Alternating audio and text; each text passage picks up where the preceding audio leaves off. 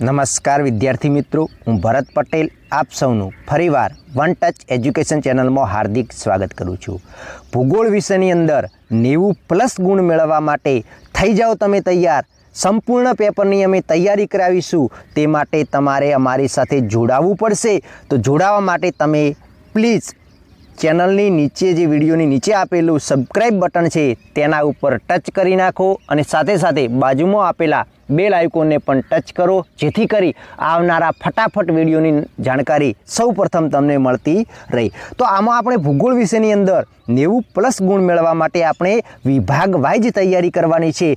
તો આજે આપણે લઈને આવ્યા છીએ વિભાગ એ, જેમાં 10 ગુણના વિકલ્પ પૂછાય છે અને એ 10 ગુણમાંથી પૂરેપૂરા 10 ગુણ મળે તે માટે આપણે સમગ્ર પુસ્તકમાંથી 50 IMP મોસ્ટ IMP વિકલ્પોની પસંદગી કરેલી છે અને એ પણ વિકલ્પો જવાબ સાથે તમને આપવાના છે, જેથી કરી તમારો કોઈ ટાઈમ વેસ્ટ જાય નહીં। આ વિડીયો જુઓ અને એકવાર નહીં, 2 વાર નહીં, પણ 3 વાર જુઓ, 4 વાર જુઓ અને પરીક્ષા લખવા જો તેની પહેલાં તો અવશ્ય એકવાર જોઈને જજો। તો મિત્રો, હું ખાતરી આપું છું કે તમારે 9 કરતાં પણ વધારે વિભાગ એની અંદર પૂરેપૂરા ગુણ આવશે। અને ખાસ વાત મિત્રો કે આપણે વિભાગ એ પછી ટૂંક જ સમયમાં 2-3 દિવસ પછી વિભાગ બી આપીશું, એના પછી વિભાગ સી આપીશું, એના પછી વિભાગ ડી આપીશું અને એના પછી વિભાગ ઈ આપીશું। એ પ્રશ્નો તો IMP મળશે, પણ સાથે સાથે પ્રશ્નોના જવાબ પણ તમને IMP આપવાનો પૂરેપૂરો પ્રયત્ન કરવામાં આવશે, જેથી કરી જવાબો ગોતવામાં તમારો ટાઈમ બગડે નહીં। તો મિત્રો ચાલો આજે આપણે જોઈએ વિભાગ એ।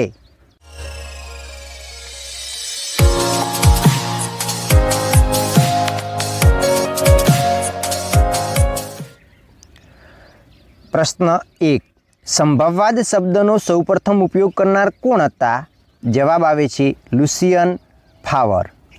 દેશમાં સૌથી વધુ સાક્ષરતા ધરાવતું રાજ્ય કયું છે?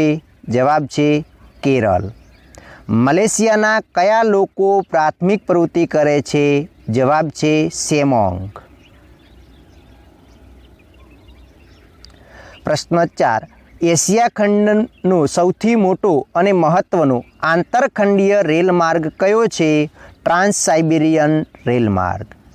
સંદેશા વ્યવહારને ખૂબ જ સરળ બનાવનાર કોણ? તો જવાબ છે ઇન્ટરનેટ। ખનિજ તેલની કિંમત સંબંધી નીતિઓ તૈયાર કરનાર સંગઠન કયું છે? જવાબ છે ઓપેક। માછીમારી કરતા લોકોની વસાહત કઈ પ્રણાલી ધરાવે છે? જવાબ આવે છે ચક્રીય વસાહત પ્રણાલી। આલેખ એ ઘણું મહત્ત્વનું ખાલી જગ્યા સ્વરૂપ છે? તો આલેખ એ ઘણું મહત્ત્વનું ચિત્રાત્મક સ્વરૂપ છે। ભીંત નકશા મુદ્રિત કરવા માટે કયા હાર્ડવેર વપરાય છે? તો જવાબ આવે છે પ્લોટર વપરાય છે ભીંત નકશા તૈયાર કરવા માટે। વિશ્વમાં સૌથી મોટી ઇલેક્ટ્રોનિક પ્રણાલી કઈ છે? જવાબ છે ઇન્ટરનેટ। પ્રસિદ્ધ ભૂગોળવેત્તા જીન બ્રુસ કયા દેશના હતા? જવાબ છે ફ્રાન્સના રહેવાસી હતા। ભારતમાં શહેરી વસ્તી ધરાવતું પ્રથમ ક્રમનું રાજ્ય કયું છે? જવાબ છે ગોવા। અને ગોવા એ ભારતનું સૌથી નાનામાં નાનું પણ રાજ્ય છે। ઔદ્યોગિક ક્રાંતિની શરૂઆત કયા ખંડમાં થઈ હતી? જવાબ છે યુરોપ ખંડમાં ઔદ્યોગિક ક્રાંતિની શરૂઆત થઈ હતી।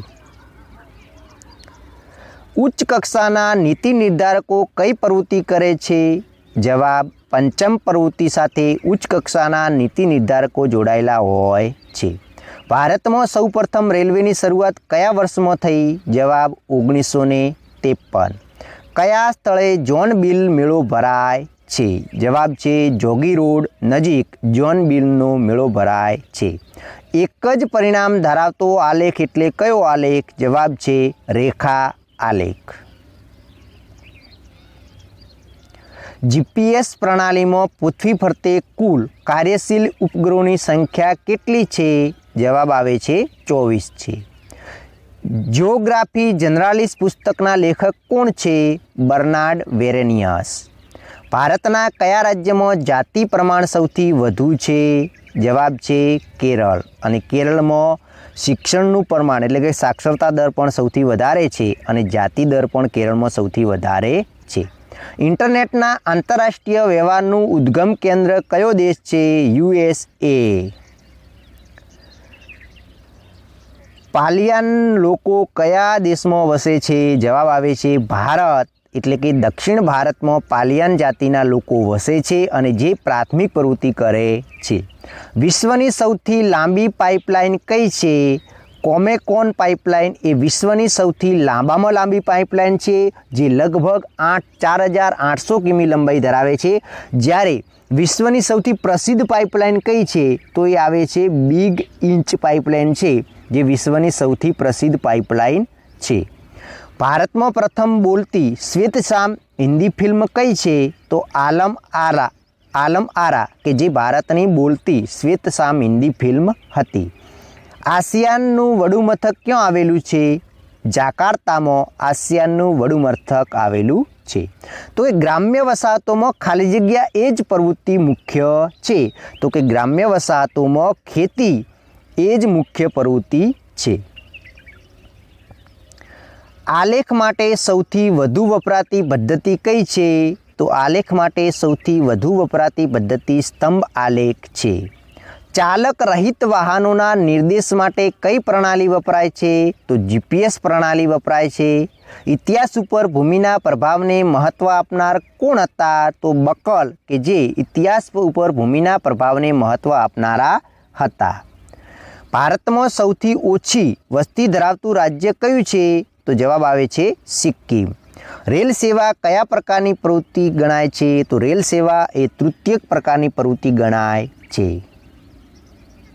ભારતમાં તમાકુનું પાક લાવનાર કોણ હતા? તો ભારતમાં તમાકુનું સૌપ્રથમ પાક પોર્ટુગીઝોએ લાવ્યો હતો. કાગળ વગરની ટપાલ સેવા એટલે શું? તો કાગળ વગરની ટપાલ સેવા એટલે ઈમેલ. ઓપેક સંગઠનનું વડું મથક કયું છે? ઓપેક સંગઠનનું વડું મથક જવાબ છે વિયેના. સમમૂલ્ય રેખા પદ્ધતિમાં શું દર્શાવી શકાય છે? તો તાપમાનનું વિતરણ દર્શાવી શકાય છે. GPS પ્રણાલી વિકાસનાર દેશ કયો છે? તો US. એટલે કે GPS પ્રણાલી સૌપ્રથમ કયા દેશે વિકસાવી હતી? તો USA જવાબ આવે છે. પાઈ ડાયાગ્રામમાં આંકડામાં સૌથી મોટા ખંડની શરૂઆત ઘડિયાળમાં દર્શાવેલા કયા આંકડાથી થાય છે? તો જવાબ આવે છે ઘડિયાળમાં દર્શાવેલા 12 અંકના જે આંકડો છે, 12 વાગે છે, ત્યાંથી થાય છે. GISના પિતા તરીકે જાણીતા કોણ છે? તો રોજર ટોમલિન્સન, કે જે GIS એટલે કે જિયોગ્રાફિક ઇન્ફોર્મેશન સિસ્ટમના પિતા તરીકે જાણીતા છે. આંકડાકીય માહિતીનું ઉત્તમ નકશાકન કરવાની પ્રણાલી કઈ છે? તો જિયોગ્રાફિકલ ઇન્ફોર્મેશન સિસ્ટમ એટલે કે GIS સિસ્ટમ છે. વિકાસશીલ દેશોની મુખ્ય સમસ્યા કઈ છે? જવાબ છે ગરીબી. ઇન્ટરનેશનલ ટેક પાર્ક કયા સ્થળે આવેલું છે? જવાબ છે બેંગ્લોર સ્તરે ઇન્ટરનેશનલ ટેક પાર્ક આવેલું છે. ભારતમાં સૌ પ્રથમ પાઇપલાઇનનું નિર્માણ ક્યારે થયું હતું? જવાબ આવે છે 1962માં ભારતમાં સૌ પ્રથમ પાઇપલાઇનનું નિર્માણ થયું. ટાઈપ લાઇનની લંબાઈ કેટલી છે? એટલે કે ટાઈપ પાઇપલાઇન છે તેની લંબાઈ કેટલી છે? તો 1600 કિમી જેટલી એની લંબાઈ છે. વિશ્વમાં અસ્થાયી પશુપાલનના ક્ષેત્રો કેટલા છે? જવાબ આવે છે 6 ક્ષેત્રો વિશ્વમાં અસ્થાયી પશુપાલનના છે. કઈ સદીમાં માહિતી ક્રાંતિ થઈ? તો 20મી સદીમાં માહિતી ક્રાંતિ થઈ હતી. ગુજરાતમાં સ્ત્રી પુરુષનું સાક્ષર જાતિ પ્રમાણ કેટલું છે? જવાબ આવે છે 919. નીચેનામાંથી કયું સમાચાર પત્ર અંગ્રેજી ભાષાનું નથી? Mid day meal, one India, make India કે ઇન્ડિયા ટુડે? તો મેક ઇન્ડિયા છે એ અંગ્રેજી ભાષાનું સમાચાર પત્ર નથી. નીચેનામાંથી સંરક્ષણ કેન્દ્ર કયું છે? મુંબઈ, વડોદરા, ખડકવાસલા કે જેસલમેર? તો નીચેનામાંથી સંરક્ષણ કેન્દ્ર કયું છે? તો ખડકવાસલા એ સંરક્ષણ કેન્દ્ર છે. નીચેનામાંથી કયું શહેર વહીવટીય કેન્દ્ર નથી? ગાંધીનગર, લંડન, ખડકવાસલા કે કોલકાતા? તો ખડકવાસલા છે એ વહીવટીય કેન્દ્ર નથી, જ્યારે બાકીના 3 વહીવટીય કેન્દ્રો છે. નીચેનામાંથી કઈ ખનિજ અધાત્વિક ખનિજ છે? તાંબુ, સીસુ, ગંધક કે જસત? તો નીચેનામાંથી ગંધક એ અધાત્વિક ખનિજ છે. ભારતમાં સર્વે ઓફ ઇન્ડિયાની કચેરી ક્યાં આવેલી છે? જવાબ છે દહેરાદૂન.